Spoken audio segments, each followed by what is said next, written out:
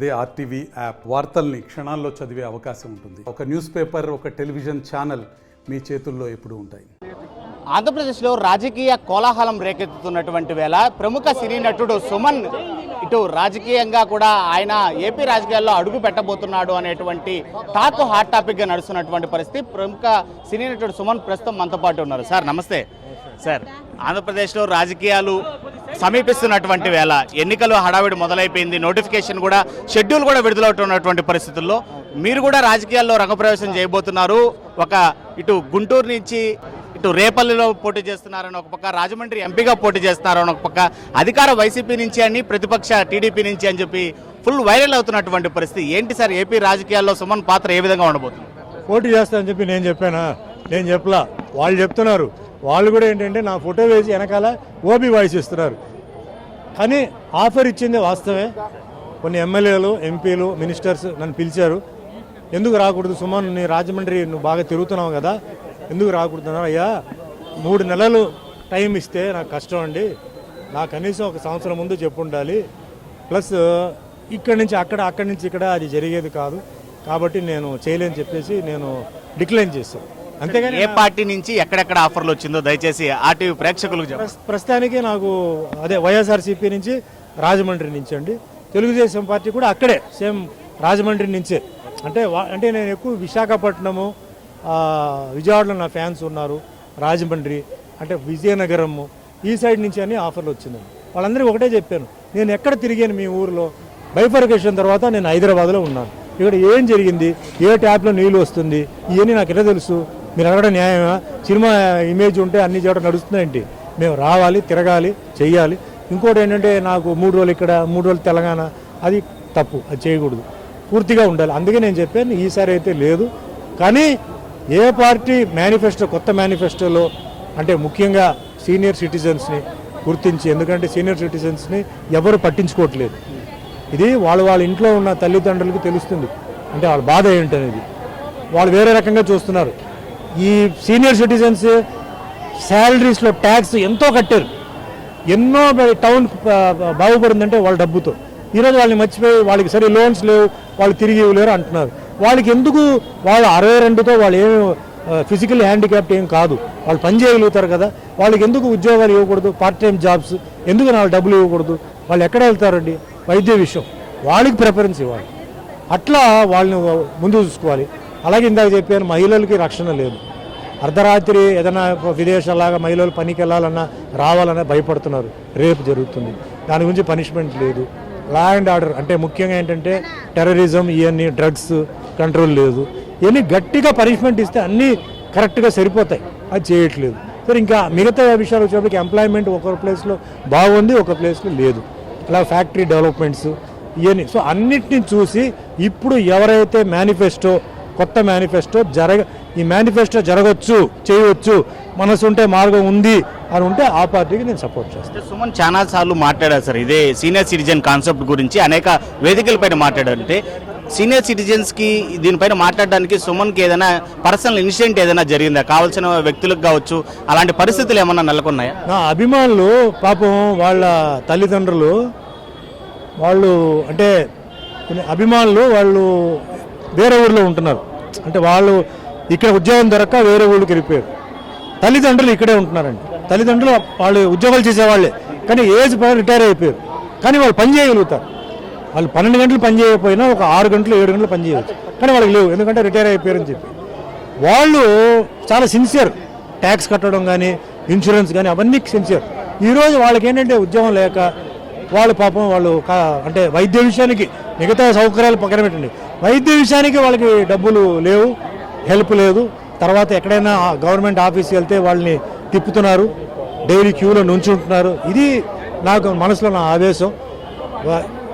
Senior సిటిజన్స్కి ఏ ఆఫీస్కి వెళ్ళినా వాళ్ళకి సెపరేట్ క్యూ పెట్టాలి, అంటే విడిగా జనాల్లో మొత్తం కలపకుండా ఫస్ట్ ప్రిఫరెన్స్ ఇవ్వాలి. అలాగే వైద్య విషయంలో గవర్నమెంట్ ఆఖరి దాకా, వాళ్ళ ఆఖరి చచ్చే వరకు వాళ్ళకి వైద్య విషయంలో ఆపరేషన్స్ అలాంటి ఉన్నప్పుడు వాళ్ళు చేయాలి. అది చేయకపోతే ఇంక మిగతా ఎందుకు? ఇది నా విషయం అనమాట. ప్రముఖ నటుడుగా మీకు అధికార పార్టీ కావచ్చు, ప్రతిపక్ష ఇతరతర పార్టీల గురించి కూడా అనేక మార్లు ఆఫర్లు కూడా వస్తున్నటువంటి పరిస్థితి, అధినేతలు మీతో కూడా మాట్లాడుంటారు. సో మీకు కావాల్సినటువంటి మేనిఫెస్టో, మీరు చెప్తున్నటువంటి పాయింట్లు మీకు రాజకీయాల్లోకి రావడం ఇష్టం లేనప్పటికీ కూడా ఇలాంటివి పొందుపరిస్తే బాగుంటుందని ఏ నేతతో అయినా డిస్కస్ చేసినటువంటి దాఖలాలు ఉన్నాయి? నేను చాలా సమయం ఇప్పుడు మీతో ఎలా నేను మాట్లాడుతున్నానో ఈ మీ న్యూస్ ఛానల్ ద్వారా కనీసం వాళ్ళ చెవుకి అది వెళ్ళిపోయి పడాలి, అది వినాలి. ముఖ్యంగా అంబులెన్స్ ఉందండి, అంబులెన్స్ చాలా ఉంది, అంబులెన్స్ వెళ్ళడానికి మార్గం ఎక్కడ ఉందండి? లేవు.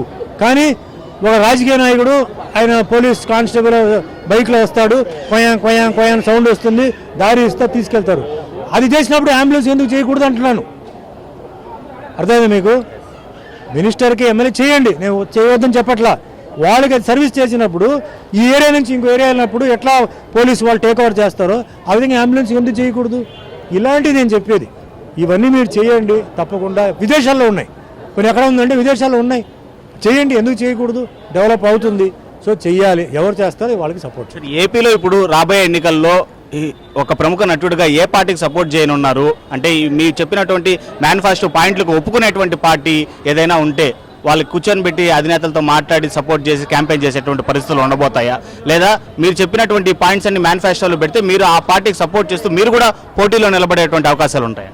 ఒక మేనిఫెస్టో కాదండి, ఈరోజు కులాలు మతాలు చాలా ఇంపార్టెంట్ అయిపోయింది. క్యాస్ట్ ఫీలింగ్ ఇప్పుడు మనలో ఉందనుకుంటున్నాం, కానీ ఇప్పుడు ఈరోజు పొలిటికల్ పార్టీస్లోనే క్యాస్ట్ ఫీలింగ్ వచ్చేసింది కదా. ఒక్కొక్క క్యాస్ట్కి ఒక పార్టీ పరిమితం అయిపోయింది. అంటే 60-70% ఆ క్యాస్ట్ వాళ్ళే, దాని తర్వాత మిగిలిన వాళ్ళకి ఉంటే ఉంటుంది, లేదు ఉంటుంది కదా. అలా కాకుండా హిందూ, ముస్లిం, క్రిస్టియన్, సిక్, బుద్ధిస్ట్, జైన్ అన్ని క్యాస్ట్లకి వాళ్ళ రిజర్వేషన్ బట్టి పర్సంటేజ్ని బట్టి ఏ పార్టీ వాళ్ళకి ఇస్తున్నారో ఆ పార్టీకి నేను సపోర్ట్ చేస్తాను. గతం వేరే, ఇప్పుడు ముందు వెళ్ళేప్పుడు మనం వేరే రకంగా ఆలోచించాలి.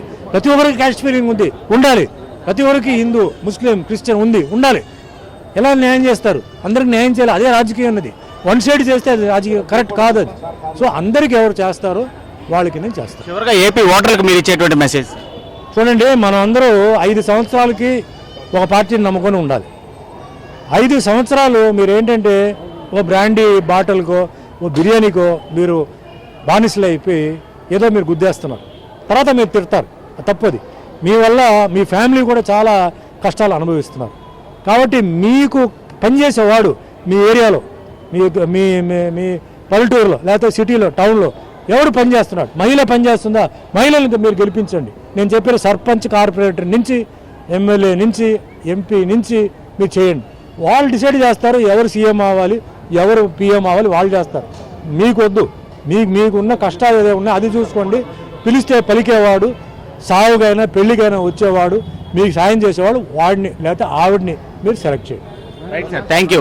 సో మొత్తం అది ఆంధ్రప్రదేశ్ రాజకీయాల్లోకి తన్ని రమ్మని చెప్పి ఇటు అధికార ప్రతిపక్ష పార్టీల నుంచి అనేక ఆఫర్లు రావడం మాత్రం నిజంగానే వాస్తవం. అయితే ఏపీ ప్రజలకి ఎవరైతే నిజంగానే సేవ చేస్తారో, అంటే సీనియర్ సిటిజన్స్ దగ్గర నుంచి కూడా చిన్నపిల్లల వరకు సంక్షేమ పథకాలు కాదు, అందాల్సిన రీతిలో అన్ని అందే విధంగా చేసేటువంటి మేనిఫెస్టో పెట్టినటువంటి పార్టీకే తన సపోర్ట్ ఉండబోతుంది.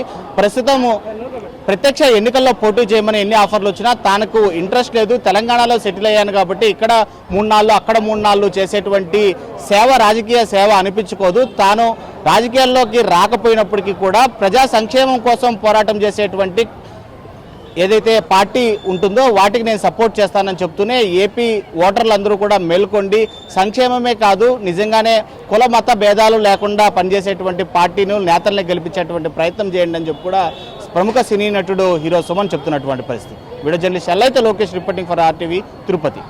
మరిన్ని వీడియోస్ కోసం ఛానల్ ని సబ్స్క్రైబ్ చేయండి, లేటెస్ట్ అప్డేట్స్ కోసం వాట్సాప్ ఛానల్ ని ఫాలో చేయండి అండ్ లింక్ డిస్క్రిప్షన్ లో ఉంది.